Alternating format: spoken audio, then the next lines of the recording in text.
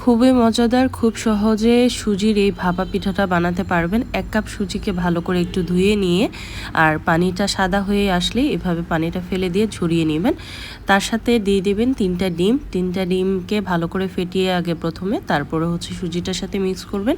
এখানে 1 চামচ পরিমাণ ইস্ট অ্যাড করে রেস্টে রেখে দিতে হবে বেটারটাকে 2 থেকে 3 ঘন্টার জন্য। 2 থেকে 3 ঘন্টা পরে যখন ইস্টটা অ্যাক্টিভ হয়ে যাবে তখন দেখবেন বেটারটার উপরে বাবলস বসে যাবে, তার মানে আপনার ইস্টটা রেডি হয়ে গেছে। গরম একটা জায়গায় রেখে দিবেন রেস্টে, দেখবেন একদম পারফেক্টলি অ্যাক্টিভ হয়ে যাবে। এবার 1/2 কাপ চিনি, 1 চামচ বেকিং পাউডার, 2 চামচ ঘি, একটু সামান্য পরিমাণ লেবুর রস না হলে ভ্যানিলা এসেন্স এখানে অ্যাড করা যাবে।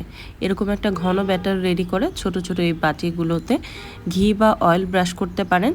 ঘি ব্রাশ করলে ফ্লেভারটা খুবই সুন্দর হয়। বেটারটা দিয়ে মাঝখান থেকে নারিকেল এবং গুড়ের একটা পুর রেডি করেছিলাম, সেটাকেই মাঝখান থেকে দিয়ে দিতে হবে। তো এবার ভাপে বসিয়ে দিবেন। প্রতিবার ভাপে বসালে 5 থেকে 7 মিনিটের মধ্যে প্রতিটা ব্যাচ ভাজা হয়ে যাবে। খেতে খুবই দুর্দান্ত হয়। আর 1 কাপ সুজি নিয়ে মোটামুটি আমি মনে হয় 15টার মতো পিঠা বানিয়েছি। সো আপনারাও এভাবে বানাতে পারবেন, এনজয় করতে পারবেন। অবশ্যই জানাতে ভুলবেন।